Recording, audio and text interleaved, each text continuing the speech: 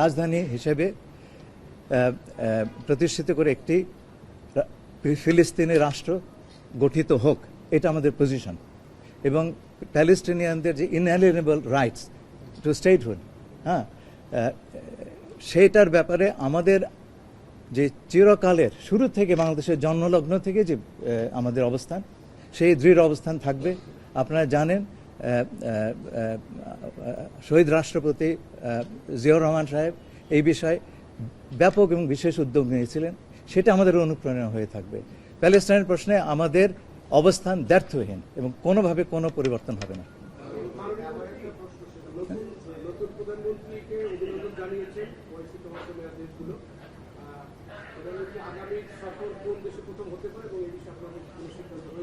এই বিষয়ে এখনো সিদ্ধান্ত হয়নি, আমাদের আলোচনা সরকারের ভেতর অব্যাহত আছে।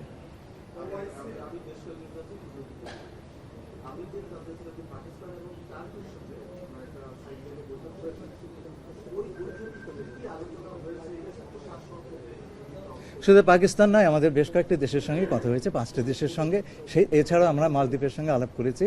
আমাদের দ্বিপাক্ষিক সম্পর্ক এই দেশগুলোর সঙ্গে কীভাবে আরও এগিয়ে নেওয়া যায় সে বিষয়ে আমরা আলাপ করেছি।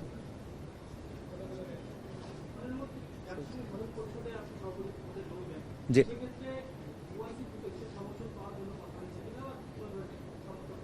হ্যাঁ, নিশ্চয়ই পাবো। এবং তারা প্রত্যেকে আমাদেরকে বলেছেন যে জোর সমর্থন দেবেন। এই বিষয়টা আমি একটু খোলাসা করে বলছি, আপনার মন দিয়ে শুনবেন এবং সবারই জানা উচিত।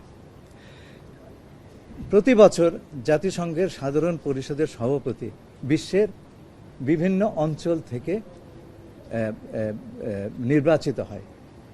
এই বছর এখন যেটা চালু আছে 80তম, সেটার সভাপতি ইউরোপ অঞ্চল থেকে, পশ্চিম ইউরোপ অঞ্চল থেকে জার্মানি, যারা ইউরোপিয়ান ইউনিয়নের মেম্বার। আগামী বছর এটা পাওয়ানো হচ্ছে এশিয়া এবং প্রশান্ত মহাসাগরীয় অঞ্চলের। এতে প্রথম প্রার্থিতা ডিক্লেয়ার করে সাইপ্রাস, কিন্তু সাইপ্রাস হচ্ছে ইউরোপিয়ান ইউনিয়নের একজন পূর্ণ সদস্য এবং জাতিসংঘের ইকোনমিক কমিশন অফ ইউরোপের তারা একজন সদস্য। আমরা যেরকম এসক্যাপের সদস্য, তাই না?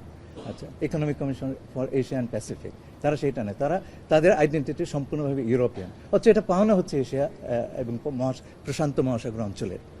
এর জন্যে গত বছর আমাদের বিভিন্ন বন্ধুরাষ্ট্র বলেছেন যে এশিয়ার স্বার্থ রক্ষার জন্য আপনারা এই প্রার্থীটা আপনাদের প্রার্থী দেওয়ার জন্য আমরা আপনাদেরকে অনুরোধ জানাচ্ছি।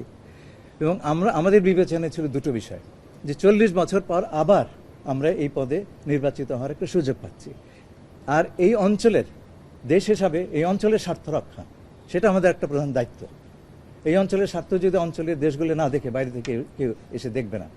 এই দুটো বিবেচনায় আমরা ইন্টারিম গভর্নমেন্টের সময় প্রার্থিতা দেওয়ার বিষয়টি চূড়ান্ত করেছি এবং 1986 সালে 41তম জেনারেল অ্যাসেম্বলিতে আমাদের তৎকালীন পররাষ্ট্রমন্ত্রী হুমায়ুন রশিদ চৌধুরী সাহেব, উনি ছিলেন আমাদের ক্যান্ডিডেট, এবং সেই রীতি অনুযায়ী আমরা ইন্টারিম গভর্নমেন্টের ফরেন অ্যাফেয়ার্স অ্যাডভাইজার জনাব তৌহিদ হোসেনকে এই প্রার্থিতা আমরা সিদ্ধান্ত নিয়েছিলাম।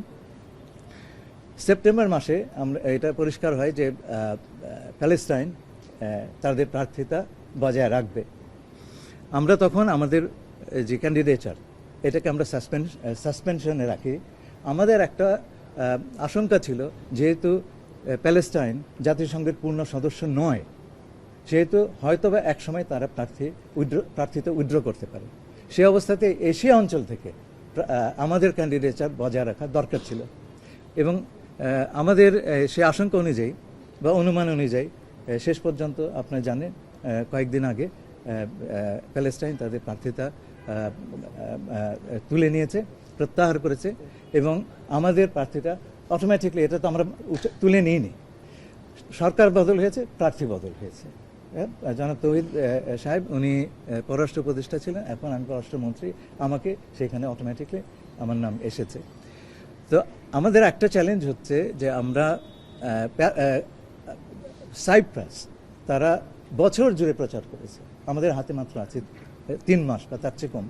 তো এই অবস্থাতে আমাদের প্রধান একটা উপজীব্য বিষয় ছিল যে এই অল্প সময়ে আমরা কতটুকু পথ অতিক্রম করতে পারবো নিশ্চিত জয়ের জন্য, এবং সেটা বোঝবার জন্য আমরা ওআইসি বন্ধু দেশগুলোর সঙ্গে কথা বলেছি, আমরা তাদের কাছ থেকে অকুণ্ঠ সমর্থন পেয়েছি, জোর সমর্থন পেয়েছি, এবং তারা বলেছেন যে তারা শুধু আমাদের সমর্থনই করবেন না, আমাদের প্রার্থিতার পক্ষে তারা সারা বিশ্বে প্রচারণা চালাবে।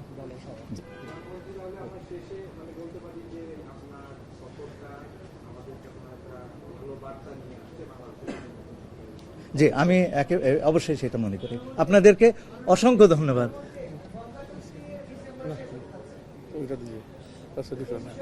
এইটা আমি ইন্ডিয়ার সঙ্গে কথাবার্তা বলে আপনাদের জানাবো, সেই কথা এখনো হয়নি। হ্যাঁ, আচ্ছা, এটাই কিন্তু শেষ, আপনারা মেনে নিচ্ছেন, এটা কিন্তু শেষ। জি।